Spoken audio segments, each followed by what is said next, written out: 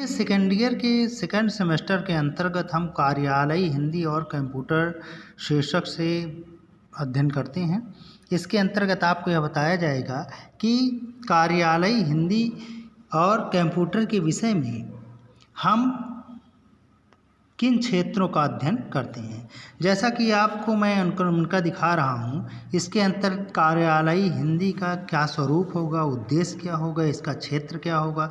जैसे कार्यालय हिंदी से क्या तात्पर्य है, हम कार्यालय शब्द का प्रयोग क्यों करते हैं, या इस हिंदी को हम किस रूप में देखते हैं, या हिंदी क्या है, कार्यालय हिंदी का उद्देश्य क्या है, क्षेत्र क्या है, भारतीय संविधान में राजभाषा संबंधित प्रावधान क्या है।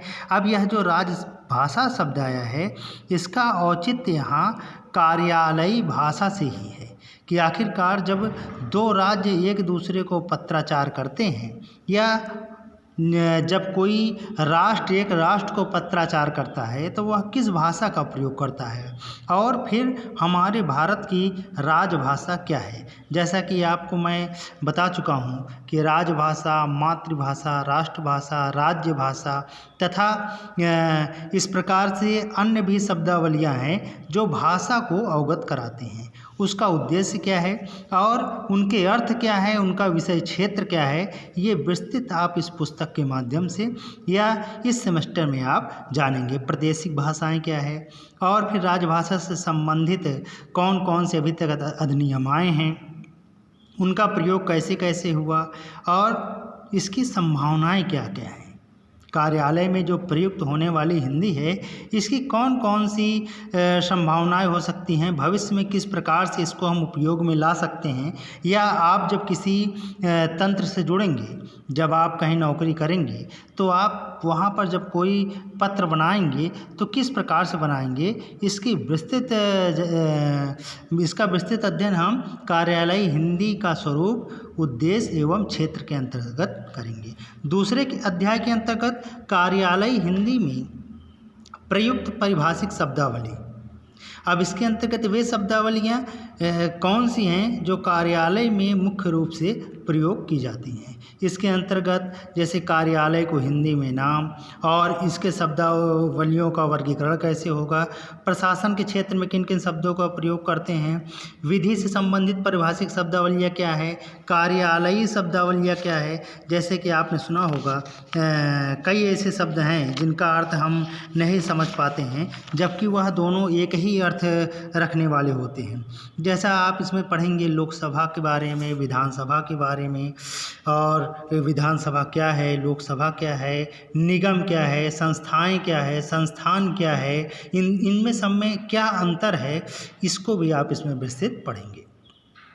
कार्यालय हिंदी पत्राचार के अंतर्गत देखिए दिख रहा है आपको आवेदन पत्र, सरकारी पत्र, अर्ध सरकारी पत्र, प्रारूप, कार्यालय आदेश, परिपत्र, अधिसूचना, कार्यालय ज्ञाप अथवा कार्यालय ज्ञापन, कार्यालय ज्ञापन, विज्ञापन, विज्ञापन, संकल्प, प्रेस विज्ञप्ति, निविदा, उत्तर मध्य रेलवे प्रयागराज, ई निविदा, ये सब क्या है।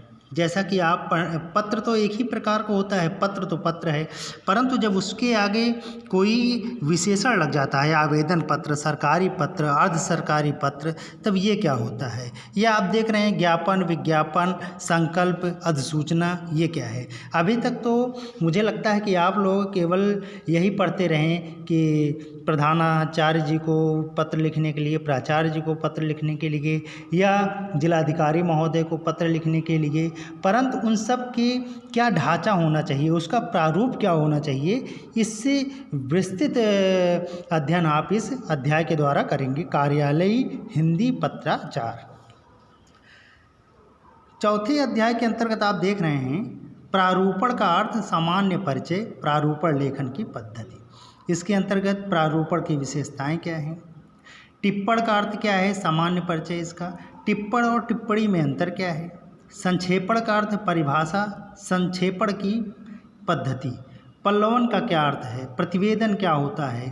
अर्थात जब हम किसी पैराग्राफ को या जो प्राप्त पत्र होता है उस पर हम कैसे अपना प्रारूपण तैयार करते हैं या उसमें हम कैसे अपनी टिप्पणी जोड़ते हैं, टिप्पणी कैसे तैयार की जाएगी, संक्षेपीकरण कैसे होगा, पल्लवन कैसे होगा, इससे संबंधित विस्तृत अध्ययन आप करेंगे। हिंदी भाषा और कंप्यूटर का विकास क्रम, यह अति महत्वपूर्ण है और राष्ट्रीय शिक्षा नीति 2020 के अंतर्गत तो बहुत ही महत्वपूर्ण स्थान दिया गया है डिजिटल को, जो आज सबसे प्रमुख रूप से आगे बढ़ रहा है। और यह पीढ़ी मुझे तो लगता है कि अब कंप्यूटर के बिना कोई भी कार्य संभव नहीं होगा। जैसा कि आप आज देख रहे हैं AI आ गई है और यह जो कृत्रिम बुद्धिलब्धि आई है जिसको हम आर्टिफिशियल इंटेलिजेंस के नाम से जानते हैं, तो यह किस प्रकार से हमारे जीवन में अपना प्रभाव दिखाती है या कंप्यूटर का किस प्रकार से अभी तक विकास हुआ और इस समय कंप्यूटर कहाँ है, कंप्यूटर का सामान्य परिचय, इतिहास, कंप्यूटर का वर्गीकरण, हिंदी में कंप्यूटर भाषा का विकास और इतिहास, इसके बारे में आप पढ़ेंगे। फिर आप 6वें अध्याय में देख रहे हैं हिंदी कंप्यूटर में, हिंदी भाषा में कंप्यूटर प्रौद्योगिकी, इसका क्या प्रभाव है। आखिर ये जो टेक्नोलॉजी आई है, ये जो प्रौद्योगिकी आई है, इसका प्रभाव क्या है, इसका प्रयोग हम कैसे करेंगे। ईमेल का, हिंदी सॉफ्टवेयर पैकेज, हिंदी में उपलब्ध सॉफ्टवेयर एवं वेबसाइट, हिंदी संबंधित विभिन्न वेबसाइटें, हिंदी संबंधित विभिन्न वेबसाइटें और सोशल मीडिया पर हिंदी लेखन कौशल। आखिरकार सोशल मीडिया पर जैसे आप फेसबुक, इंस्टाग्राम या व्हाट्सएप, टेलीग्राम, आप उस पर हिंदी को किस प्रकार से लिखते हैं, इसके बारे में विस्तृत जानकारी इसमें मिलेगी। 7वें अध्याय के अंतर्गत आप देख रहे हैं हिंदी भाषा और ई शिक्षण कि इंटरनेट पर जो हिंदी पत्रिकाएं उपलब्ध हैं वह कौन सी पत्रिकाएं हैं, उन पत्रिकाओं का विषय वस्तु क्या है, वह किस प्रकार के हैं, साहित्यिक हैं, सामाजिक हैं, आर्थिक हैं। उन पत्रिकाओं की जो भाषा है, अधिकतर पत्रिकाएं या आप कहिए कंप्यूटर के अधिकतर कार्य तो अंग्रेजी भाषा में ही होते हैं, परंतु हिंदी भाषा में उन पत्रिकाओं जो उपलब्ध पत्रिकाएं हैं उनका क्या योगदान है, इसको हम जानेंगे। 8वें अध्याय में आप देख रहे हैं हिंदी कंप्यूटर टंकण एवं शॉर्ट हैंड का सैद्धांतिक पक्ष और हिंदी साहित्य में शोध।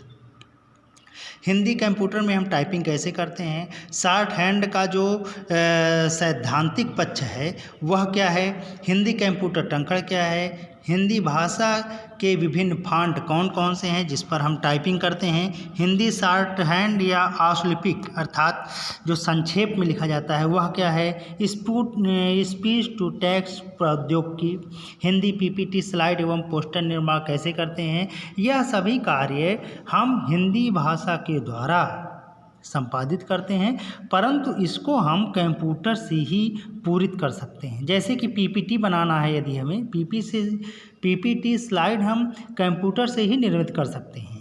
और एक प्रकार से जब हम सामान्यतः जब हम व्हाट्सएप, टेलीग्राम या किसी भी सोशल मीडिया प्लेटफॉर्म पर टाइपिंग कर रहे होते हैं तो उसका एक फॉन्ट होता है, उस फॉन्ट के बारे में हम जानेंगे, उस फॉन्ट का प्रयोग हमको कैसे करना है, उसकी प्रकृति क्या है, इसके बारे में हम विस्तृत पढ़ेंगे। हिंदी साहित्य में शोध, परिकल्पना, शोध के चरण, साहित्यिक शोध के उद्देश्य, इसके बारे में भी हम इसमें बहुत अच्छे से पढ़ेंगे।